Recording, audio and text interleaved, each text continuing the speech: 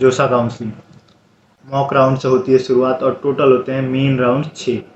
क्या होता है, सबसे पहले मॉक राउंड्स में जोसा का कंप्लीट प्रोसीजर कहता है कि आपको सबसे पहले अपनी चॉइस फिलिंग करनी होती है। आप जेईई मेंस क्वालिफाई किए हो, एलिजिबल हो जोसा के लिए। अगर आपने एडवांस क्वालिफाई किया है तो आप आईआईटीज के लिए भी एलिजिबल हो। मेंस क्वालिफाइड लोग सिर्फ एनआईटी, ट्रिपल आईटी और जीएफटीआईज जो कॉलेजेस हैं उनको उस लिस्ट में भर सकते हैं।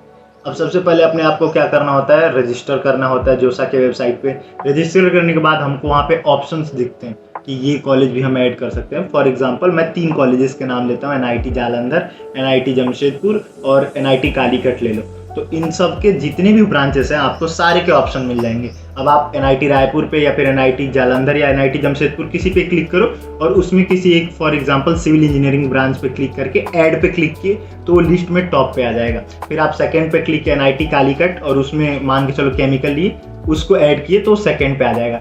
फिर वो फर्स्ट सेकंड को आप इंटरचेंज कर सकते हो, अप डाउन का बटन होता है वहाँ पे। तो ऐसे करके आपको चॉइस फिलिंग करनी होती है। चॉइस फिलिंग करने के कुछ दिन बाद, लेट अस से 1 वीक के अंदर, वो शेड्यूल में मेंशन होता है कितने दिन बाद आएगा। ये सारी चीज़ें आपको पहले पता चल जाती हैं। एक पीडीएफ रिलीज करता है जोसा ब्राउचर की तरह, इन्फॉर्मेशन ब्राउचर की तरह, तो उसमें सब पता चल जाता है। तो उसमें आपको 1 वीक के अंदर रिजल्ट आता है कि आपको कौन सा कॉलेज अलॉट होता है। तो मॉक राउंड्स क्या होते हैं, मॉक राउंड से एक अंदाजा देते हैं आपको कि अगर आपने ऐसे चॉइस फिलिंग की होती तो आपके रैंक के बेसिस पे ओवरऑल 6 राउंड्स के बाद आपको कौन सा कॉलेज मिल सकता था। मॉक राउंड्स खत्म होते ही शुरू होता है एक्चुअल राउंड्स।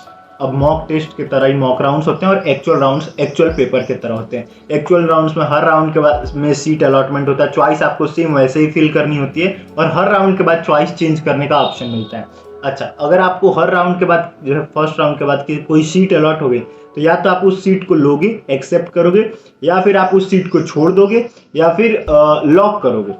फ्लोट, फ्रीज और स्लाइड का ऑप्शन आता है। स्लाइड मतलब आप उसी कॉलेज में दूसरी ब्रांच के लिए भी जाना चाहते हो या आपने और उससे ऊपर की चॉइसेस जो हैं उस पर जाना चाहते हो, तो नीचे के चॉइसेस जो हैं वो लॉक हो जाते हैं। ठीक है, तो ये सारे ऑप्शंस आते हैं आपके सीट अलॉटमेंट के बाद। तो ये आपकी हर राउंड में होती है। हर राउंड 1 में आपने चॉइस फिलिंग की, सीट अलॉट हुआ, अगर आपको हुआ तो ठीक, वरना आप ऑटोमेटिकली सेकेंड राउंड के लिए प्रोसीड कर जाते हैं। फिर ऐसे 6 राउंड्स होते हैं। 6 राउंड में अगर आपको सीट अलॉट नहीं हुआ तो लास्ट में जो भी सीट बचे हैं उन पे एक सीसैब राउंड की काउंसलिंग होती है। ऑलमोस्ट आप मान लो 10 से 12 दिन के बाद जिसका आता है। अच्छा, हर राउंड में सीट आपको अलॉट हुई, उसके बाद आपको सीट एक्सेप्टेंस फीस भरनी होती है जो अराउंड 40 to 50,000 होती है और कई बार मतलब टोटल फीस जो होती है वो अराउंड 70 के अप्रॉक्स चली जाती है, जो कि आपको इन्फॉर्मेशन ब्राउचर में क्लियरली मेंशन होगा कि कितना लगेगा।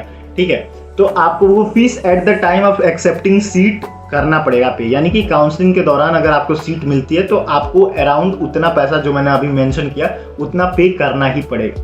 तो आई होप आपको प्रोसीजर सब समझ में आया होगा। मिलते हैं ऐसे किसी नए वीडियो में। Till then, thank you so much for